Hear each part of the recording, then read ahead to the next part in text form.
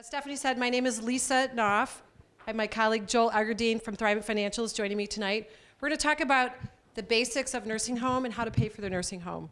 As Stephanie said, I'm on the library board here. I live in Addison, so I'm always pleased to be able to come back and present here in Addison. I was here a few weeks ago presenting on planning for incapacity. I think a couple of you were here. So I have a couple of those slides tonight. I'll also tell you that I have a lot of information in your handouts. Most of it's on the slides. I'm going to go kind of quickly through it. Mostly what you have in your handouts excuse me, is for your reference. So I won't speak to every detail on every slide, but you'll have the information in your handouts if you need it. We are taping tonight's presentation, partly for my use. Hopefully we'll get a couple good shots for my website.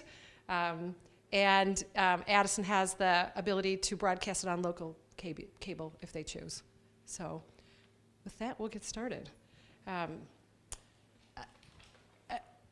am an attorney here in Addison. I just moved my office back to Addison at the beginning of January. I'm just down the street on Lake Street, just past Croggy Mobile. Joel's office is in Bloomingdale, so we're both local. The focus of my practice is estate planning, elder law, which is one of the things we're going to talk about tonight, real estate, and then I also do probate and trust administration. After someone dies, I help settle their estate. So these areas all kind of fall together. And one area, as an estate planner, that's really getting a lot of attention is nursing home care. As my clients age, how do we pay for it? How do we adjust our estate plan if we have to? So it's a growing issue, both for my younger clients that have aging parents and my aging clients. How are they going to take care of themselves and their spouses? So tonight I'm going to talk about what is long-term care. I'm going to define long-term care. I'm going to talk a little bit about the financial and legal considerations, our options for paying for long-term care, and then I'm going to turn over to Joel, and he's going to talk about long-term care insurance, which is one way we can pay for it if we're lucky enough to have one of those policies, and then touch a little bit on your retirement plan and how those assets may need to be moved around if you are looking at long-term care for yourself or a spouse. So what is long-term care? LTC, long-term care. It is care for somebody who cannot perform 3 or more activities of daily living, ADLs. If you go and you talk to a nursing home, ADL is one of the acronyms that you need to know. It means that you need ongoing physical and maybe emotional assistance for an extended period of time. If you fall and you break your hip and you go for 8 weeks, that's short-term care, that's not long-term care. Long-term care is extended. It means you're probably not going home again. Assisted living, supportive living, nursing home care. We have a lot more levels of nursing home care than we did 20 or 30 years ago. When my grandma went into the hospital, into the nursing home, it was nursing home care. She'd been in assisted living and went right to nursing home care. Today we have additional levels and we have more support at home, assisted living, supportive living, before you really get to what we know as nursing home care. So really, when people stay in a nursing home, their stay is usually 18 months or left by the 18 months or less by the time they get to that stage. The exception would be somebody with early onset dementia or Alzheimer's who needs that care, who needs to be in a locked ward, who may be physically capable, but mentally incapable of living on their own. So, and it's really skilled care, skilled nursing care. So what is an ADL? What is an activity of daily living? There's 5, there's some debate about 6. I have 5 on my slide. But bathing, dressing, transitioning in and out of bed, in and out of, up and down out of a chair, toileting, and eating, being able to not only eat your own meals, but prepare your own meals.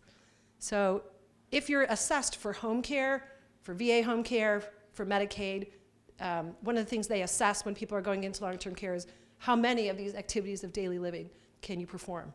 And if someone's in assisted living, if they can't perform 3 of the 5, that is a criteria, can they stay in assisted living or not?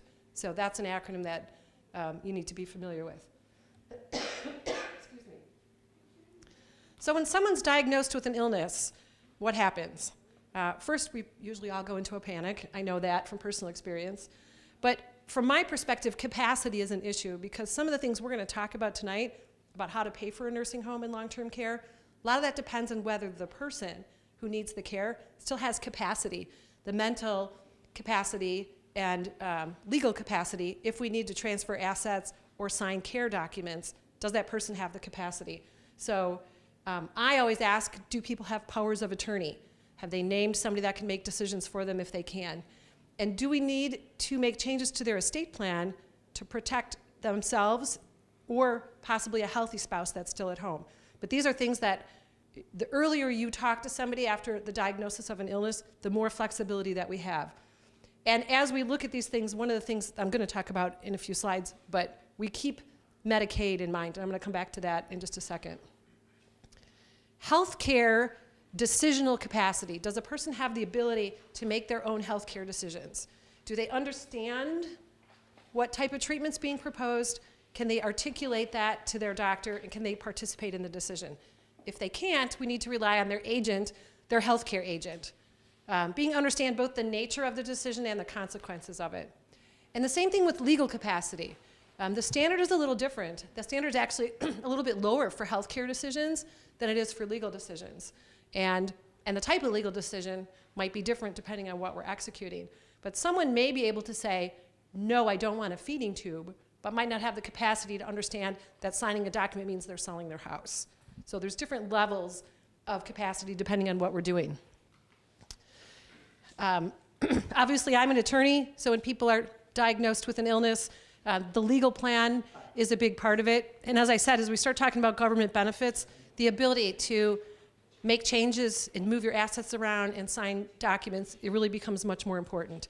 Do we have beneficiaries? Do we have powers of attorney? And as I said before, there's really a couple of essential legal documents that people need as we enter into this process. A power of attorney for healthcare, power of attorney for money, for property. Both of those are while you're alive, being able to name somebody to make decisions for you. A HIPAA release, which is a medical release. Both your healthcare and your financial person need that. And then a will, and if you need a trust, that really depends on your personal situation. I'm going to skip quickly through the powers of attorney. I summarized them. But one is for healthcare, naming somebody to make healthcare decisions. The second one is naming somebody to make financial and actually any other decision other than healthcare, financial and legal decisions. People ask me all the time if these documents, do I have to go talk to an attorney about these documents? You don't. The healthcare one, actually they're all available online. The healthcare one is a standard form in Illinois and in most states, the healthcare power of attorney. You can download it, have somebody sign it, have someone witness it, and it will be a valid, recognized document. The financial power of attorney is also available online. It needs to be notarized and witnessed by one person in Illinois, by two in other states. So if you go back and forth between Illinois and Florida, Illinois and Texas, you need two witnesses on that document for it to be effective in the other state.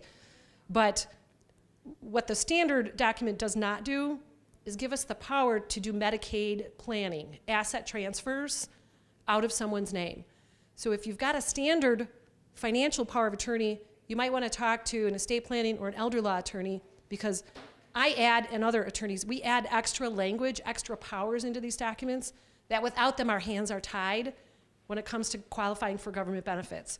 And as you'll see in a few minutes, that's a big deal, being able to qualify for Medicaid or VA benefits. So yes, absolutely the forms are online, but you need to look at them carefully. And the reason for that is when you act on someone's behalf, making financial decisions, you have to use their money for their benefit. You can't take it out of their name and put it into your name. You can't take it out of their name and put it into the kids' names. That's a breach of what's called the fiduciary duty. It's a breach of your legal duty under that document. So it's better than having none at all, but if I have the opportunity when someone still has capacity, I add in the right to make asset transfers, to do Medicaid planning, to make decisions that are going to affect how we pay for long-term care. So those are important documents. And a will, what is a will? It's just a set of instructions that says who gets your stuff when you die. Why is this important? Because if I do a lot of shenanigans to qualify somebody for Medicaid, so that Medicaid will pay for long-term care, and I'm going to come to that in a minute, and I have a healthy spouse at home, if the healthy spouse dies first, and the spouse that's in the nursing home inherits all the money, guess what happens? We lose our benefits, and we have to spend all the money again and go through the same thing and re-qualify for benefits. So sometimes we change the estate plan to protect the spouse that's in the nursing home. The money can still be used for their care, but it gets put aside into a special kind of trust and doesn't disrupt the benefits. So these are sometimes things that we look at once people qualify for government benefits to pay for long-term care. And a special needs trust is the one that I would use to protect that spouse that's in the nursing home. So paying for care, it's a big deal. It's expensive. No, and I'll tell you, no one calls my office. I just had a lady in yesterday. And we were talking about this. She's selling her house, the money's going into the bank, and I was talking to her about what are you going to do with the money? Where is it going to sit? Whose name's on the account? And what could we do with the money before the house closes to maybe get some of it out of her name? And she said, well, I'm not going to a nursing home. And I said, I get that. No one ever calls my office and says, Lisa, I'm so excited. I'm going to a nursing home, taking my dad to a nursing home, and I want to pay 10 grand a month to pay for it. It doesn't. And my dad's 82. He and my mom are still in their house. He wouldn't even look at a ranch house for sale on my block because there's no way he's leaving his 2-story house. But unless it's feet first, right? In his boat, I don't know. My dad's a fisherman. But planning for the worst and hoping for the best is better than not doing anything at all and having the worst happen, particularly if you have a spouse that may be younger or a spouse that's healthier that we need to take care of. So what are the options for long-term care? Care at home. A majority of people get care at home by a family member, somebody that doesn't get paid. Family members, spouses, kids, the kids take turns. There's adult daycare. There's not enough adult daycare. There's a good one in Hoffman Estates. I have clients that drive up there to take family members for the day. But if you do have a loved one that's being taken care of at home by family members, those family members need a break. So adult daycare gives you respite care, but it also gives the person who needs the care, gives them some socialization, gets them out of the house. Maybe they make some new friends, or they have old friends that are new friends all over again. Assisted living. Assisted living is just what it is, assisted living. People who maybe can't cook. Maybe they have their own apartment, but they only have a microwave and not a stove with a flame. They may have somebody that comes in and helps them with the shower, in and out of bed, and getting dressed. Nursing home care, as I said before, is the farthest end of the spectrum with the highest level of care. Here in Illinois, we have a new category of nursing homes. It's called supportive living facilities, or supportive living program, SLP. These are state-funded facilities. They're paid for by Medicaid. Right now, there's only 3 in DuPage County. So they're hard to get into. There's waiting lists. It's a newer category because it's cheaper than a full-blown nursing home, but has more care than assisted living. It's kind of this new little middle category. Yeah, it's new. Yes, ma'am? Where are they located? The question is where are they located in DuPage, and I can tell you that later because I don't know off the top of my head. There is not one here in Addison. That big new place they're building right by Marcus Cinema is not going to be an SLP. It's going to be a assisted living and nursing home. It's going to have, as I understand it, a scale of care for people who go there. It will be nice to have one right here in town, but it's not going to be an SLP. Those are state-funded facilities. And then the last is hospice care. Hospice care is at the end of life. It could be at home, it could be in a hospital, it could be in a nursing home. Hospice care, I don't want to say it gets a bad rap, but the name is scary, hospice care, but it actually is a really neat level of care, and I've had clients and their families who embrace hospice care because it supports the family as someone's dying, and it supports the dying person to have the most comfort and the most dignity possible. And often it is at home. If it's available at home, it gives that person comfort that they're somewhere that's comfortable and with their loved ones. Now, hold on to your chairs. Hopefully you all signed your wills before I tell you how much long-term care costs if you don't know. In Illinois, the highest level memory care, dementia care is about 10 grand a month, somewhere between 6 and 10. A higher care, fancier facilities, I've had someone tell me that it's 12 grand a month. It doesn't take long to blow through your money at $12,000 a month. And it goes down from there. A nursing home with a private room could be somewhere between $60,000 and $90,000 a year. Your average home care is about $3,800 a month. Whether you're using private pay, an agency is a little bit more, but you get some protections with an agency. So people say to me, well, I mean, unless you're a multimillionaire, how do we pay for this? It doesn't leave a lot of room in our retirement plans and our asset plans to pay for care. So where do we get the money? Well, we have our own money, which Joel, I think, is going to touch on. Your own resources, your investment accounts, your bank accounts, the cash you have on hand, your checking account. If you have insurance, disability insurance, that will cover some costs of long-term care. Long-term care insurance, which is a newer category of insurance, Joel's going to talk a little bit about what is long-term care insurance and how you get it. If you're already ill, you can't get long-term care insurance. If you're over about the age of 60, you can't get it. If you're a cancer survivor like me, I'm a 2-time breast cancer survivor, I can't get it either. I can't get life insurance either, so I'm a bad bet. And the last category are government benefits. Medicare, Medicaid, and VA benefits. Now, Medicare does not pay for long-term care. Medicare, which as we all know, or if we don't know, it's the medical program, the government program for people over the age of 65. Medicare will pay for up to 100 days of care as long as the person's improving. So you fall and break your hip, you go to rehab for 6 or 8 weeks, that's paid for by Medicare. That's a medical expense that Medicare will cover. It does not pay for long-term care. The only government program other than VA, and VA pays for home care, is Medicaid. It does pay for long-term care. But if you've read any of the news lately, particularly with our current administration, Medicaid is a program for poor people. So if you own a house and you have retirement accounts and bank accounts and life insurance, you don't qualify. You don't qualify until your money's gone. That's right. So a lot of people say to me, well, how do we qualify for Medicaid? So I'm going to take a couple minutes and talk about that. There's a lot of information on these slides. I'm going to go quickly. You'll have some notes, and I'll stick around, of course, and answer questions after. But let me just do some basics. Medicaid is a federal and state program.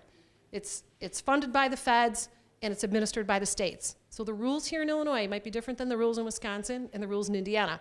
Depends on how the local state has implemented it. So if you have friends and family in other states, and they say, well, mom can do this, that may not be true here in Illinois. I will say the rules are very strict. This is not an entitlement program. Social Security is an entitlement program. You get it because you paid into it. They took money out of your paycheck, unless you're working as a teacher for the federal government, but you're working at a job, they take money out. When you reach a certain age, you apply for Social Security, and you get it. You're entitled to it. Medicaid is not. So if you don't follow the rules, they say, step aside, next person in line. That's true for food stamps, it's true for Section 8 housing, and it's true for Medicaid. The Illinois Department of Health and Family Services runs the program, and the Department of Human Services does eligibility. So there's actually 2 agencies in Illinois that take care of the program. And as you can imagine, we run into a lot of paperwork and a lot of bureaucracy. So you may submit the same documents 2 and 3 times. You may submit extra receipts. We just do what we're told. We send in the information that they ask for. So how do you qualify for Medicaid? Well, you can't have more than $2,000. So if you've worked hard all your life and you have a house and you have life insurance and an IRA, and you're over $2,000, you don't qualify. People say, well, I'm just going to give my money to my kids. Turn it all over to my kids, sign over the house, give them the bank accounts, and then the next day I'll go, state of Illinois, I'm poor, pay for my care. They've implemented a 5-year look-back period, 60 months, 6-0. So you can apply in the 61st month after you make those transfers, but not before. And if you do apply before, and you certainly can apply before, they give you what's called a spend down. They look at what you own, and they say you have to spend X amount of money, 50,000, 7, whatever it is. When you reach that spend down limit, then you will qualify for Medicaid, and the state will start to help pay for your care. So where do I come into this? People come to me and say, I'm anticipating, my husband was just diagnosed with Alzheimer's, where he might need nursing home care in 5, 6, 7 years. Is there anything we can do? With a 5-year look-back period, we have to plan ahead, and that's the hard part. We need to get assets out of I'll call it the sick spouse and the healthy spouse. The healthy spouse is the one that's home. The sick spouse is the one that goes into the nursing home, or the nursing home spouse and the community spouse is how the state refers to it. So the healthy spouse, or the spouse that's at home, can only have $109,560. So husband's going to the nursing home, everything's in his name. We can keep $2,000 and transfer $109,560 to the wife. Everything else has to be spent, $109,560. That does not count the house. So if the wife, the healthy spouse, is living in the house is exempt. We don't count that as an asset that's available to pay for care. But everything else is, everything. Social Security, pension, IRA, what's in your checking, savings, everything. Everything you own, stocks. Transfers between spouses are exempt, so there's no penalty. But transfers to anybody else are penalized. It's called a transfer for less than fair market value. It means I give you something and I don't get anything in return. So if I spend my mom's money to fix her roof, I'm getting something in return. We're getting a new roof. But if she writes a check to my brother for $50,000 and doesn't get anything, that's a transfer for less than fair market value. And that's what they're looking for. They're looking for transfers for the purposes of qualifying for government benefits. So advanced planning is the key. And people say to me, okay, you're working with people, help them cheat the government so that you qualify for government aid and they have enough money to leave to their kids. It's really not the kind of work that I do, and most elder law attorneys that I know don't. Really what it is we're working with families, not so much that the kids inherit something, but there's enough money left to take care of both spouses until the second one dies. Because if we spend all the money when the first spouse goes to the nursing home, and I have a healthy spouse who's younger, 109, 560 doesn't go very far if you're going to live for another 10 or 15 years. So how can we set some money aside in the event that both spouses need care, or we have a healthy spouse that's going to outlive the nursing home spouse? I mentioned that the family home is exempt, and this is what counts into this 109, 560. The house is exempt if somebody's living in it. Your clothing, don't count that. So buy a bunch of really nice clothes before your husband goes to the nursing home. Personal effects, household furnishings, dishes, that kind of stuff, and one car. Not two, because there's not two drivers, one car. You can buy a new car. You can't have a Tesla or a Lamborghini, but you could buy a nicer car. You don't have to drive the 2003, beat up thing that's on the driveway, but you can get a nicer car. But one car, and that's it. Everything else counts towards an asset. And as I said before, if you have too much, you have to spend it. And there's really strict rules on how you spend it and on what. So as I said, you have to get something back for the value. You can't just do the transfers. There's a few exceptions, which I'll talk about in a minute, but the timing is what's key. So there are people that will help you do your Medicaid application. It's expensive. It's somewhere between $5 and $10 grand. One of the reasons attorneys take that big of a retainer is because if we have to defend an appeal, so if the application gets denied and we need to appeal it, it goes before an administrative court, not a court like at the courthouse in Wheaton, but an administrative panel. That costs money. And once the money's gone, there's no money to help pay for, if you're represented by an attorney, to pay for legal costs or the expense of redoing the application. So one of the things that we can do is we can take money out of the person's estate, hold it in our trust account, and pay the bills. Then if we don't appeal or we get approved right away, we can pay the money back to the family or pay it back to that person that's going in the nursing home. But a lot of people hear that, they get sticker shock, and I don't blame you. Then they do the application themselves. So they still have some money left, they do the application, they submit it, and they get approved with a spend down. What you can spend your money on before you apply and after you apply are really different. After you apply and are approved, you can only spend it on medical expenses. And if you're in a nursing home, guess where the money's going?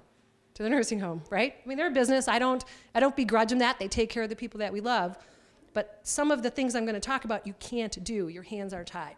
So what we have to do is withdraw the application, do some other moving around of money, and then reapply. Because after application, and it's a very hard line. There's very little gray. How much time has to elapse? For what?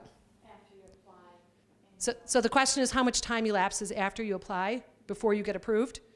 Well, if you're denied, because you have too much money, you have to spend down. You spend it until it's gone, however long that takes. So if the nursing home is 10 grand a month and you have 100,000, it'll be 10 months before the benefits kick in. So when can you reapply? After you spend out the money? So that's a good question. When can you You would be approved pending the spend down. So when you get denied for Medicaid, the question is how much time elapses before you can reapply for Medicaid if you're denied. You could reapply right away.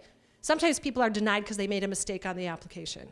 They didn't submit the information they wanted within a certain period of time. So if you apply and they ask for some receipts or bank statements within 30 days and you don't do it, you get denied. boom. I mean, they just kick your application out. If you're approved with a spend down, then you're approved. They just don't start paying benefits till you spend down the money. So that's different. It's different than being denied. You're approved with a spend down. So it depends on if you're actually denied or if you're approved, kind of a conditional approval. When would you be denied? If you didn't do something right, or if you made there's a couple of reasons. If the application wasn't done right, you didn't provide the information they needed, or you've got too much money and you're denied. Yeah, well, and that's incurs a penalty. So it really depends. There's a couple different reasons you would be denied. Mostly it's because people don't do it right or don't give. A lot of people say to me, well, the state wants 5 years of bank statements. I'm not giving it to them. You don't have to, but then you get denied. You don't follow the rules, you get denied. Let's talk a little bit about transferring and what are some of the exceptions. So you can transfer money to a spouse, either spouse, usually we're going from the nursing home spouse to the community spouse, to a blind or disabled child, or to a trust for a blind or disabled child, or to a to a special needs trust for a person that's under the age of 65. So that's one area, money. I can transfer it to a spouse or for the benefit of a disabled child. Pretty narrow category there. I'm talking about transfers, and I'm not talking about spending. Right now I'm just talking about transfers. People always say to me, how do I save the family home? I want my kids to get the home. It's the home we grew up in. We've had it for 50 years. You can transfer the house to a spouse, and there are a fair number of couples who own one spouse owns it or the other. So if it's the nursing home spouse that owns the house, we want to get it into the community spouse's name. Again, you can transfer it to a blind or disabled child or to a trust for them, or a sibling co-owner. So maybe I have two sisters that are widows that live together and they co-own a home.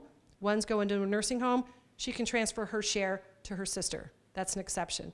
And the last one is to a child. We call it a caretaker child, a child who's lived in the home for 2 or more years prior to the parent's admission to the nursing home. This is a nice exception if you have a child living with you, but you can't fake it. They got to really live there. You got to file your tax return, your driver's license. I say get your library card, your voter's registration card. We want as much proof as possible that that child is living with you. And the reason is that if a child lives in the home with the parent, it usually delays their entry into a nursing home, so it saves the state money. If the child now doesn't have a place to live, if they don't have a place to live, the state may have to help support them. So transferring the home to that caretaker child is an exception. And with enough planning, I've had a couple of families that had a child sell their house and move in with mom and dad for the required period of time. So this is a nice exception. How old is the child? Just got to be over the age of 18. I mean, you can't hold property if you're under the age of 18. It doesn't matter. It doesn't matter how old they are. But you really have to live there. It can't be down the street. I had somebody ask me, oh, yeah, run back and forth. No. It might keep your mom from going to a nursing home, but it doesn't qualify for the exception. So what can we spend our money on? The spend down of assets. How am I doing, Joel? I got it. Okay.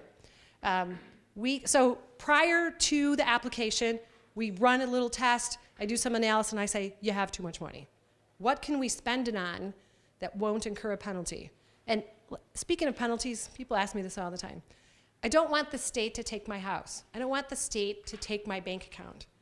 They don't come swooping in with black hats and capes on and take all your stuff. What they do is they penalize you. So they might say, Mrs. Smith, you qualify for Medicaid and you only have $2,000. Bummer for you that you gave away that $50,000 bank account to your son. That $50,000 would have paid for 5 months of care. So you don't have any money and you qualify for Medicaid, but we're not going to pay benefits for 5 months. So what do?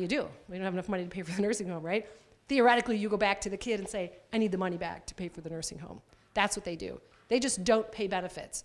They don't go after things. They won't take it away from the child. They can't legally because it's not yours, it's theirs. But they just don't pay benefits. So going back to that, is it an entitlement or a benefit? The state just says, we're not going to pay. And the family has to figure out how to pay for the care. So what can we do before? It's called the spend down. How can we spend down this money before we submit the application? Prepay funeral expenses. This is a good option. A lot of people don't do this. You can go to Hume's or you can go to, what are they in Roselle there? Salerno's. You know what I was talking about. You can prepay there. I also have information, I didn't bring it tonight, but I work with a company that will, basically what you do when you go to Humes and prepay your funeral expenses, you buy an insurance policy. They figure out how much the funeral would cost and the burial, and you buy an insurance policy for that much money, $10,000, $12,000. Well, what happens if you want to go to Wooddale now or Bensonville or Roselle instead of Addison? You can. Usually those are portable. I work with a company that does it's actually run by funeral home directors. They're really nice. There are two gentlemen. They're very knowledgeable about funerals and the expenses. They will, first of all, make sure that the policy is written in such a way that it passes the test for Medicaid. And one of the tests is that the state has to be a beneficiary for any leftover money. And two, they'll make sure that you include expenses that the funeral home might not, like the luncheon afterwards, the programs at church, the etching of the stone. Maybe you got a stone for dad and you got to add the etching for mom. There's a cost associated with that. So we can prepay those expenses. Pay off the house, the mortgage. Why leave the healthy spouse with making mortgage payments if we have a bunch of cash that otherwise is going to be paid to the nursing home? So we can pay off the mortgage or the home equity loan. We can do repairs to the house. That house is going to get sold eventually. So if a lot of older people, they're not keeping up their houses. The roof needs work. We need some new carpet. The bathroom needs remodeling, grab bars maybe for mom if she's staying there. So we can spend the money on that. Buy a new car. I mentioned that before. Get rid of the old thing that needs, that's got 200,000 miles that needs the maintenance, and get a car that's reliable. Home furnishings. Dad might need a rocking chair or recliner to take with him. Hearing aids, eyeglasses, some of those kind of things that insurance doesn't pay for. The cost of home care, or maybe the purchase of a new home. Maybe the community spouse can't do stairs, doesn't need nursing home care, but can't do stairs.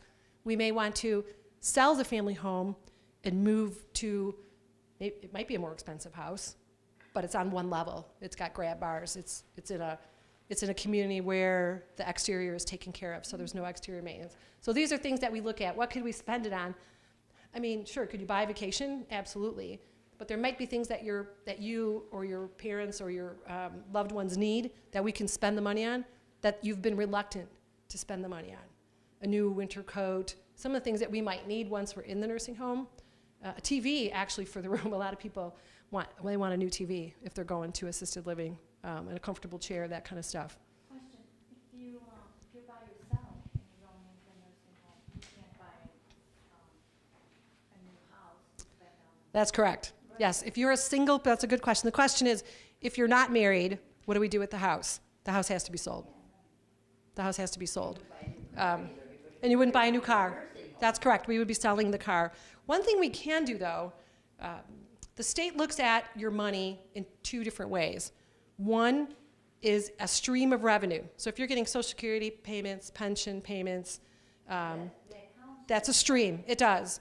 And they also look at money that's in a pile of money. So if you sell the house and you've got $200,000 in a bank account, that's a pile of money that has to be spent down, maybe in $10,000 increments to pay for the nursing home. If we can turn that pile of money into a stream of revenue, so maybe we take that pile of money and we buy an annuity, a Medicaid compliant annuity, so that instead of spending it at $10,000 a month, it's paying out at $2,000. The money still has to go to the nursing home, but it's going out in $2,000 chunks instead of $10,000. Does that make sense?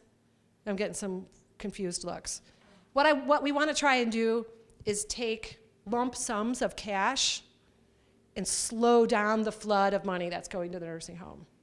Because a pile of cash has to be spent before you qualify, but a stream of revenue, you can still qualify for Medicaid. So here's what the state says. Private pay is $10,000 a month. The state's cost at that nursing home is $6,000. If I'm getting $2,000 from an annuity and $1,000 from Social Security and $500 for my pension, those are streams of revenue that get paid every month to the nursing home, and the state pays the difference. If you have $100,000 in the bank, they don't pay anything until you pay it at $10,000 a month. Does that make sense? So sometimes we play the game. If dad outlives the stream of revenue, it'll be gone. Absolutely. There won't be anything left for the kids. But if dad only lives 4 months, we may have some money left that then would go to the family. I mean, we're rolling the dice. but it's a way to kind of slow down the flood of cash and still qualify for state benefits. The other advantage is the state gets a better price at a nursing home than we do, just like Blue Cross gets a better price when you go to get your flu shot. So the money that the state is paying is a smaller amount. If they do have to recover against other assets, it's a smaller amount.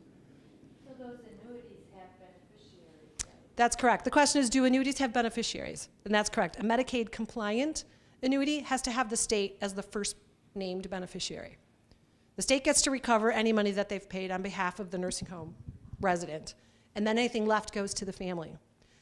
But if they're only paying $1,000 a month, they may only recover $10,000 or $12,000. There might still be money left out of that cash value at the end. So it's kind of, you know, it sounds like we're taking money out of one pocket and putting it in the other, but it can be, depending on the situation, it can be an effective strategy to change, especially when we have a person who's not married who just sold a house for a lot of money.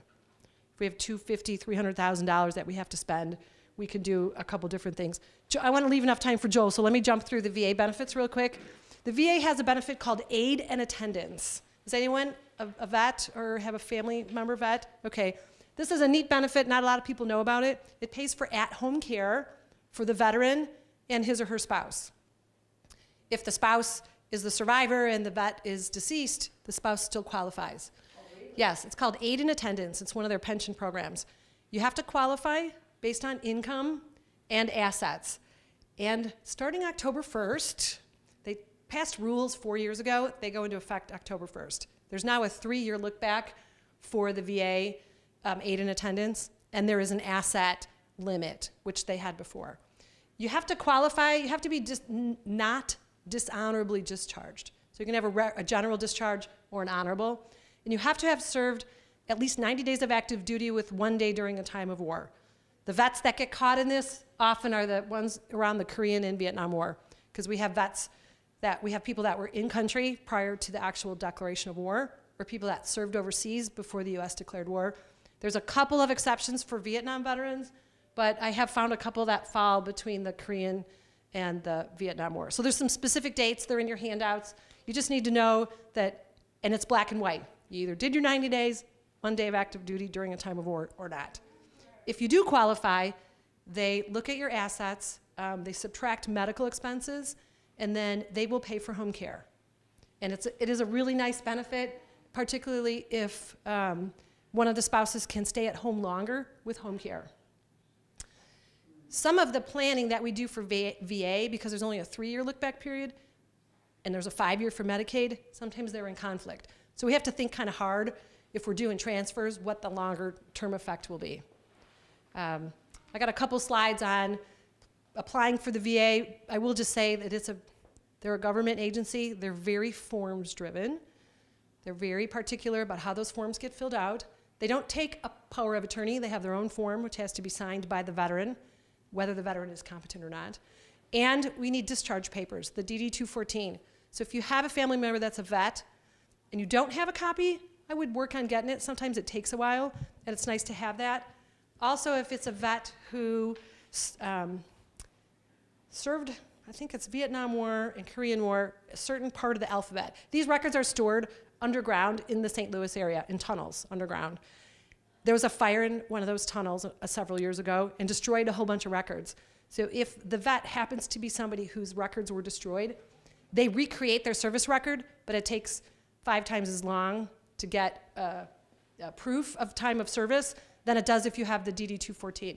So if you have a vet in your family and you can get your hands on any documentation for when they've served, I would work on that in the anticipation that you might need it. So, of course, I'm a lawyer, so I think that you should consult an attorney. Again, this is a complicated area. Not every estate planning attorney does Medicaid planning. Not every elder law attorney does Medicaid applications and appeals. I don't actually do the applications myself. I do the pre-planning. And I have a colleague in Wheaton who she only does applications.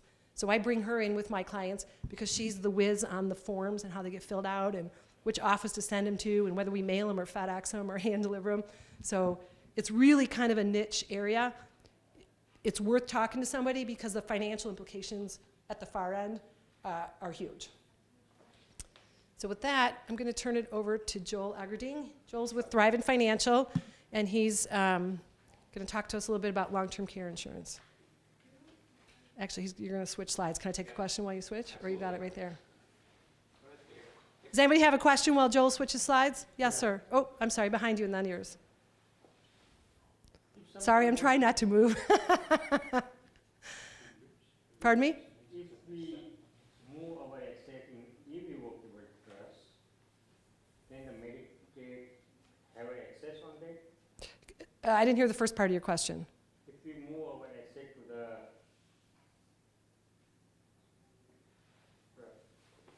what I said, If you move irrevocable trust, irrevocable trust. Okay, good question. they do have access to go after the irrevocable trust? That's a good question. Part of my practice is estate planning, so I do trusts, and there's several different kinds of trusts. The question is, if you transfer your assets to an irrevocable trust, does that help you qualify for Medicaid? And it does, that's correct. A normal, I call it normal, but the most popular type of estate planning trust is a revocable living trust. You set it up while you're alive, you have access to the assets, you pay, use your own Social Security when you pay your dividends and do your tax return. An irrevocable trust is a trust that it's a one-way transfer out of your name into the name of a trust, and you name somebody that's a trustee.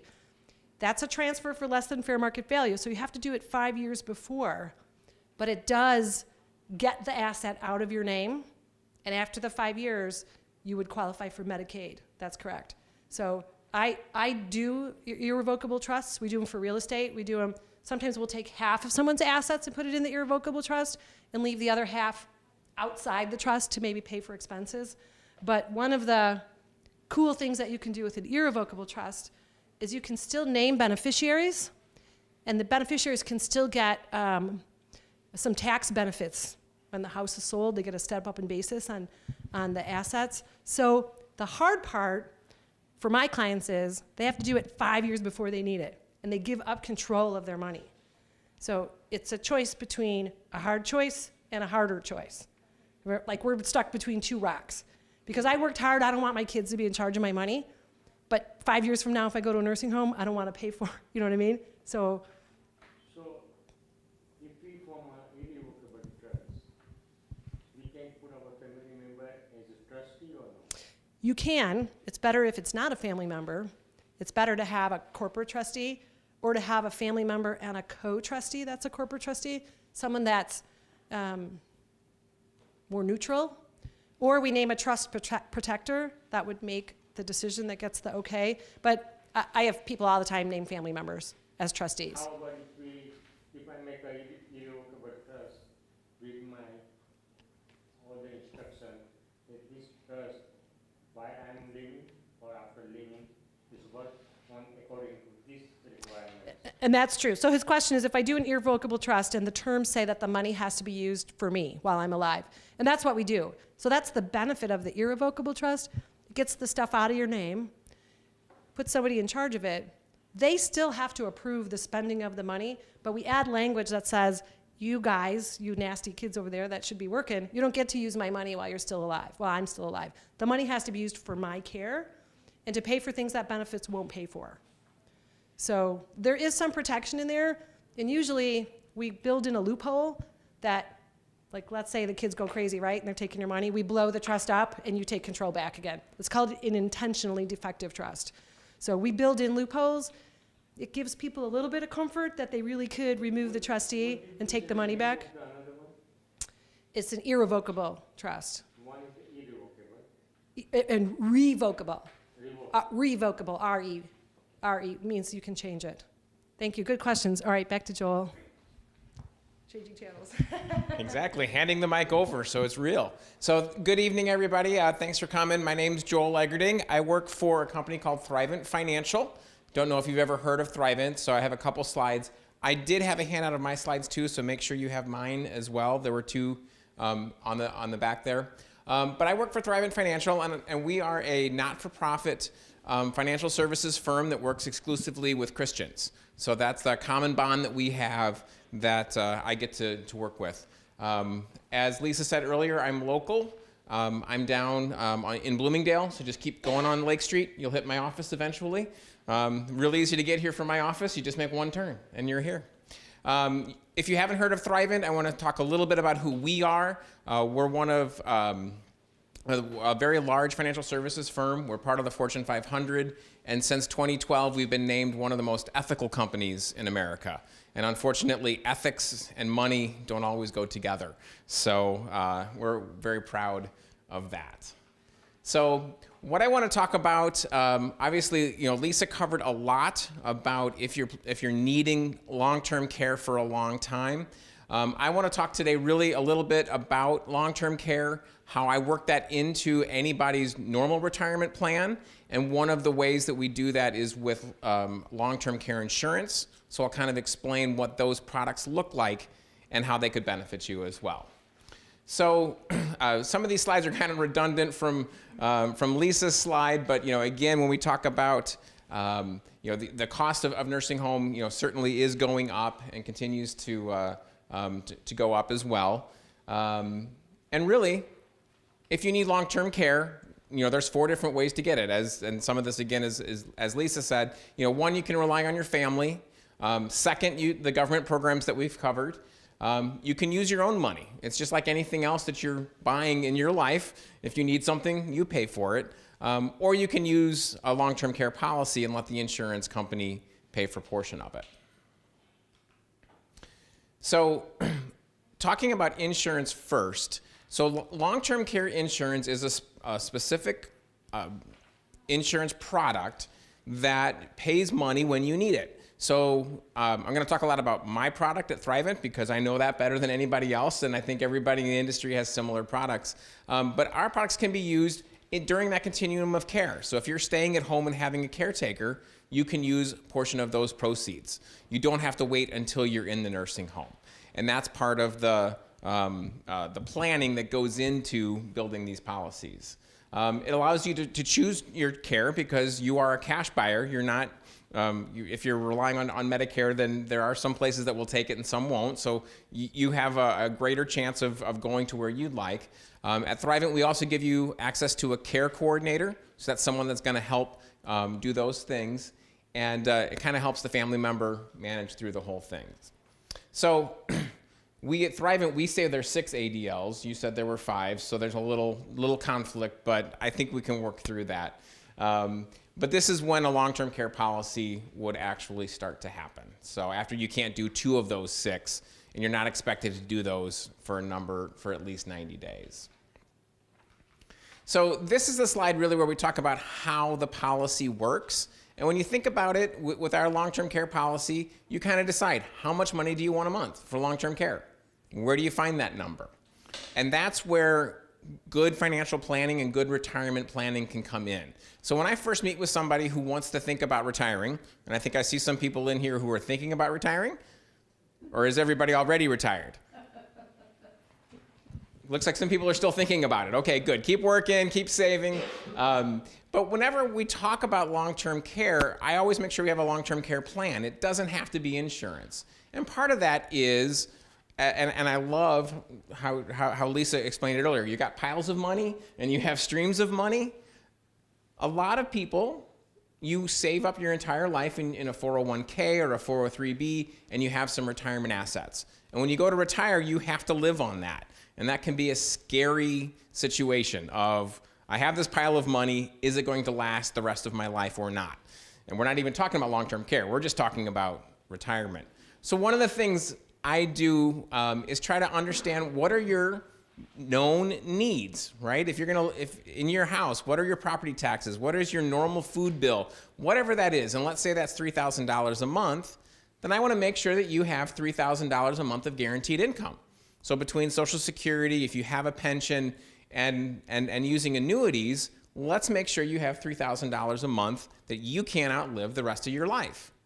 So that comes into play later on if you're trying to plan for long-term care. So if we know long-term care is $8,000 a month, and you already have $3,000 a month coming in, you have to make up that difference. Because when you're going to the nursing home, That is your entire cost. It's where you live, it's where you play, it's where you eat. That is your main thing. So you're not worried about that vacation. You're not worried about buying that new car. It is all of your expenses.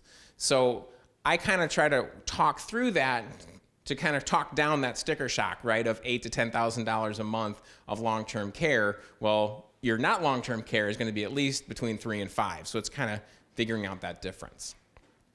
So what we do with these policies, the pointer doesn't actually work on the screen. What we do with these policies is we talk about the available benefit, the benefit period, and some other things. So like I said, let's say you want $5,000 a month and you want that over 3 years. We just do a quick calculation. We multiply 5 by 36, which I believe is 108,000 if I've done my math correctly. And that's the benefit that you are going to have for using in long-term care. So each month, if you have a $5,000 benefit, you take $5,000 out of that, you take the $3,000 out of your other, and you're able to do that. One neat thing is we can also add some other things. One of them is an inflation provider. So let's say today you want $3,000 and let that grow at 3% or 5% a year, so that as you're paying on this policy, the benefit is growing. And that's great because if you don't need it till you're 90, you've had a longer chance for your benefit to grow. We can also do what's called a shared care rider, which means it generally has to be husband and wife. You can each get each pile of that money, and you kind of combine them. Because what are the odds that both of you are going to need 3 years of care? So, that's could happen, but chances are one might need it and one might not. Okay. So really, part of this whole strategy is to start that conversation of doing that. As I mentioned, I always ask my clients, whatever the age, what is your plan for long-term care? And I had a great person say, well, my plan is for my daughter to take care of me. And I said, that's a great plan. Have you talked to her? And the person said no. Exactly. But that's such an important part in everything we do with financial planning, and Lisa will say the same things. Bring the kids in, talk about it as a family, because you really do want to understand what they're wanting in that long-term care. And again, a lot of people will say, I don't want to go to a nursing home. I'm never going to go to a nursing home. I want to stay at home. And again, that's fine. Just understand what that cost is. And again, these policies that we have are a way to pay for home care as well. So that's nice. So we've talked about, Lisa covered a lot about if the government's paying for it. We've talked a little bit about if you're getting care from a spouse or from a family member and an insurance policy. And then of course, the last way to pay for this, like we said, is just out of your own assets. And that's where, again, having maybe it's cash value of life insurance, other IRAs or investments, it's just understanding that let's set aside some of that. I have a lot of my clients that we end up choosing to what we call self-insure. That we feel they have enough assets or they feel they have enough resources that they don't need a specific policy for long-term care. And I feel very comfortable telling them that. I don't know that an insurance policy is right for everybody. I can't stand up right now and say it is because I don't know you and we haven't done that type of work to understand if it makes sense or not. But what's great about these policies, and I should ask, does anybody have a long-term care policy now? So everybody here does not. Okay. I ask because the industry's changed a lot. And so there are some older policies that are have completely, everything I just talked about now aren't the case. This is kind of where we are today. So as far as getting a policy, it is just like any other insurance policy. You have to prove insurability. So if you have something that you think is debilitating that is going to force you to go to a nursing home, it's almost too late. So you want to think about long-term care early. And what's nice about when I work with people to figure out if the policy is right for them, because the big question everybody thinks is it's too expensive. But as we can see, the cost can be $80,000 a year. So how much do you want to be paying to kind of ensure that? And when is the best time to use insurance? Just in general? best time to use insurance is when there's a low probability of it happening, and the probability here of you being in the nursing home for 10 years. Low probability of something happening, but if it does happen, it's a big impact. And so that's why insurance can certainly be one of those things to consider. So again, just like Lisa was saying, it's great for you to meet with a professional. It doesn't have to be me, but talk to somebody who isn't a close family member to get some other ideas. Understand that extended care strategy, and ask the questions to see if a long-term care policy really is in your best interest. So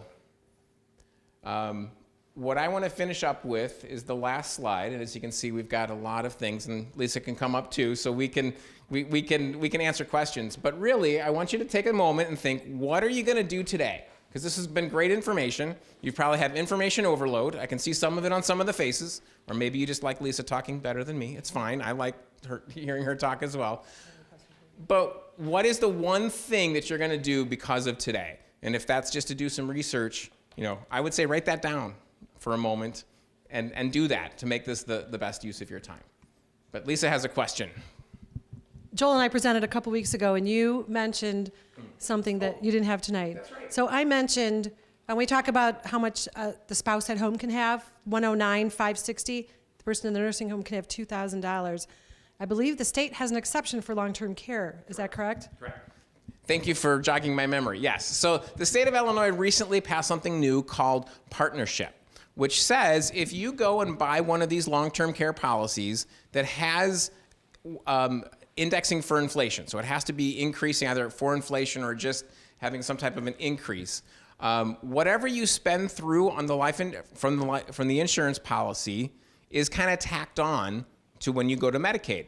So let's say you each have $180,000 policy that you use, and then you go into Medicaid. Medicaid will say, hey, instead of that surviving spouse or the community spouse, is that the term you used, of having $100,000, we'll let them have $380,000.